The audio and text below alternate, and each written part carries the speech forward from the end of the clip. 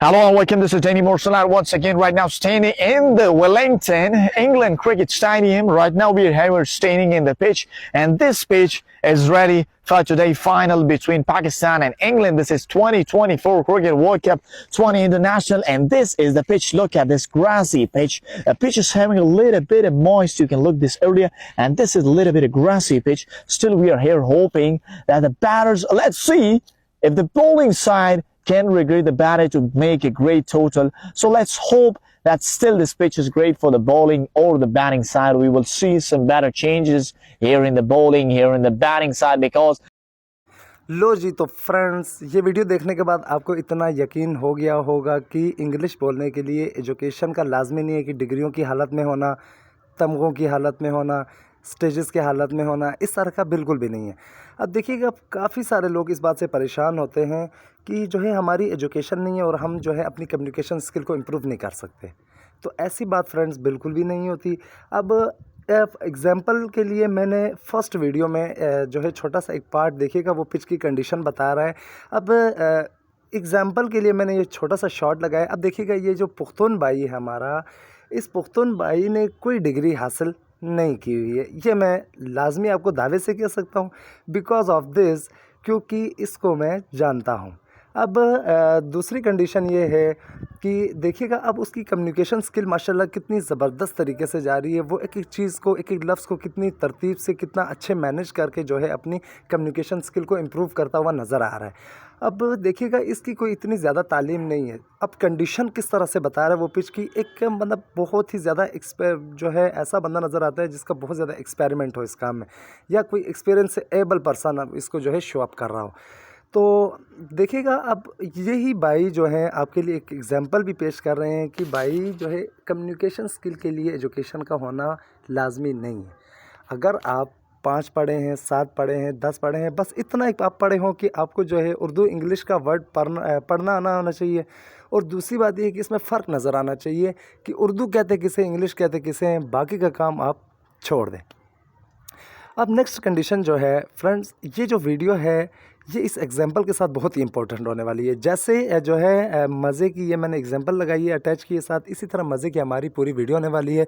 तो आपने वीडियो में आखिर तक जुड़े रहना है, क्योंकि इसमें बहुत ही फ़ायदेमंद तरतीब से मैंने एक जो है काफ़ी सारा टाइम लगा के एक तरतीब बनाई है।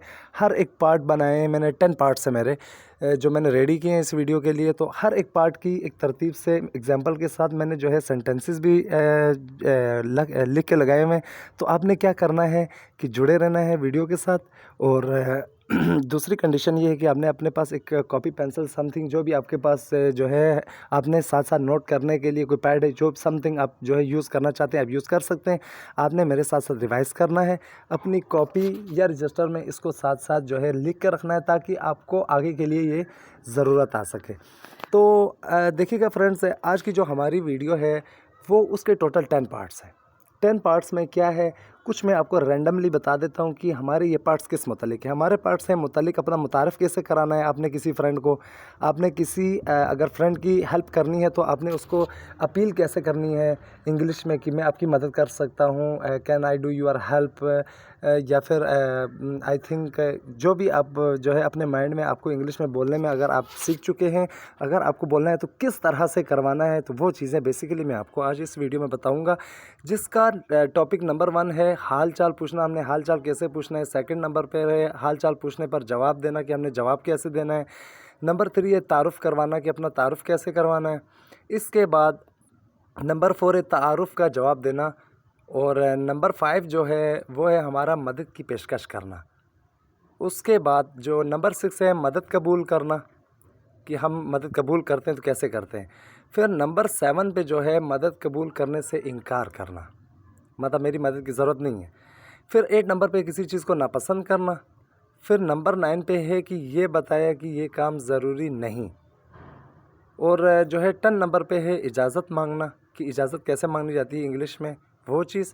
और उसके बाद जो है नंबर 1 से अब हम स्टार्ट करेंगे हाल चाल पूछना, कि हम किसी अपने फ्रेंड से, किसी फैमिली मेम्बर से, किसी जो है अपने टीचर से हाल चाल कैसे पूछते हैं। तो अब हम स्टार्ट करते हैं वीडियो। सबसे पहले हाल चाल पूछने के लिए हम स्टार्ट करते हैं आप कैसे हैं। अब हम इसको इंग्लिश में पढ़ेंगे, हाउ आर यू। आप कैसे हैं, हाउ आर यू।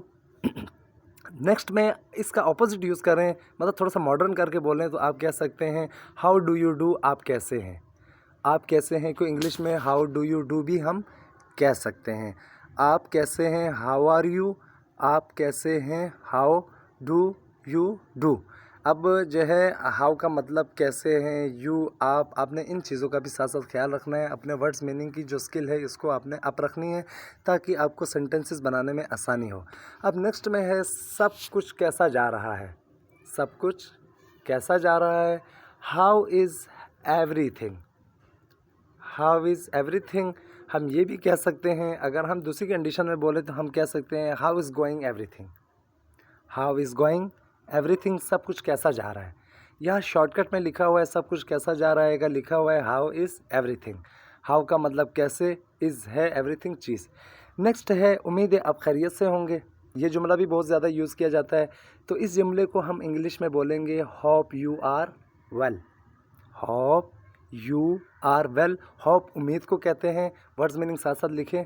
होप उम्मीद को कहते हैं, यू मीन आप, और वेल खैरियत से होंगे।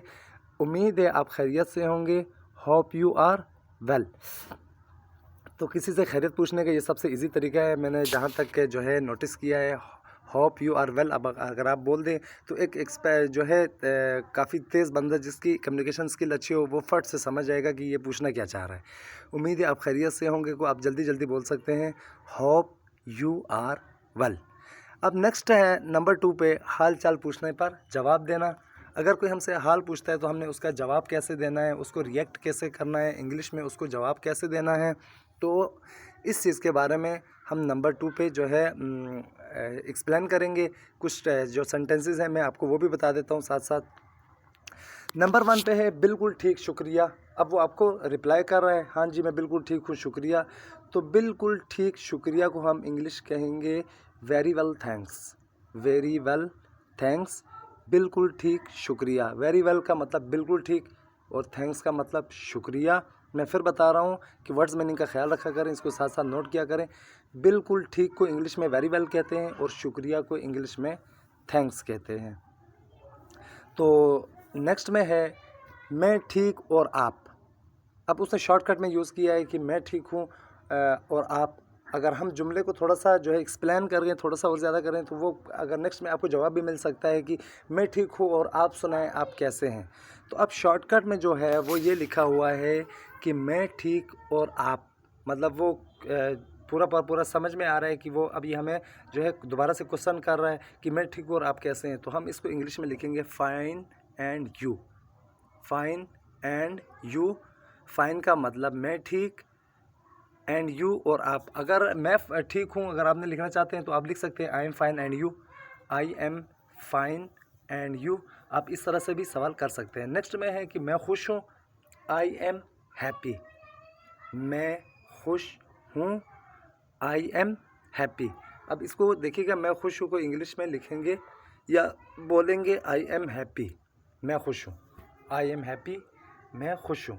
नंबर 3 पे है तारुफ़ करवाना। अपना किसी फ्रेंड को या किसी को भी, मतलब बाहर किसी अननोन पर्सन को अपना तारुफ़ कैसे करवाते हैं उसके लिए भी कुछ सेंटेंसेस हैं, कुछ एग्जांपल्स मेरे पास मौजूद हैं जो मैं अभी आपको जो है बता देता हूँ कि आपने अपने किसी फ्रेंड को या अननोन पर्सन को किस तरह मतलब आप अपना तारुफ़ करवाएंगे।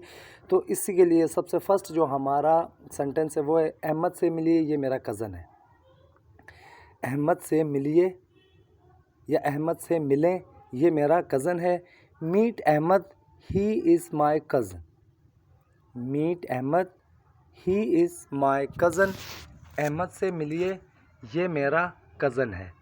मिलने को मीट कहते हैं, मेरा कज़न को इंग्लिश में माय कज़न कहते हैं और अहमद अहमद हुआ। मीट का मतलब है मिलना, मीट का मतलब है मिलना। अहमद से मिलिए ये मेरा कज़न है। Meet Ahmed he is my cousin, he is my cousin. Cousin हम जो है अब ऊपर मेरा कज़न है लिखा हुआ है। अब हम देखिए इंग्लिश का वर्ड भी यूज़ करें। कज़न वैसे रिश्तेदार है, या चाचू का बेटा हो या खाला का बेटा हो तो हम कज़न इन दोनों के लिए यूज़ करते हैं। He is my cousin. Ahmed से मिलिए ये मेरा कज़न है। Meet Ahmed he is my cousin.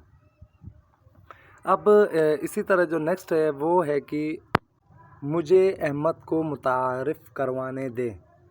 मुझे अहमद को मुतारिफ़ करवाने दें, इसको हम इंग्लिश में लिखेंगे let me introduce Ahmed. Let me introduce Ahmed. Introduce का मतलब है मुतारिफ़ करवाना। तारुफ़ को या मुतारफ़ जो है दोनों एक अल्फाज हैं, वाहिद जमा का थोड़ा फ़र्क है इनमें। तो इंट्रोड्यूस का मतलब होता है मुतारिफ़ कराना या तारुफ़ कराना। इंट्रोड्यूस मुतारिफ़ कराना। लेट मी मुझे करने दें या करवाने दें। मुझे अहमद को मुतारिफ़ करवाने दें। Let me introduce Ahmed. मुझे अहमद को मुतारिफ़ करवाने दें। Let me introduce Ahmed. मुझे अहमद को मुतारिफ़ कराने दें। आपको अहमद से मिलकर खुशी होगी। आपको अहमद से मिलकर खुशी होगी।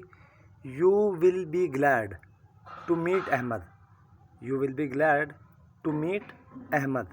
आपको अहमद से मिलकर खुशी होगी। हम इसको इंग्लिश में पढ़ेंगे you will be glad to meet Ahmed. Glad का मतलब खुश होना, टू मीट मिलने को कहते हैं, अहमद नेम है। इसी तरह हमारे पास जो नेक्स्ट है वो है क्या आप अहमद से मिल चुके हैं। क्या आप अहमद से मिल चुके हैं, इसकी इंग्लिश होगी have you meet Ahmed. Have you meet Ahmed. क्या आप अहमद से मिल चुके हैं, हैव यू मीट अहमद। क्या आप अहमद से मिल चुके हैं।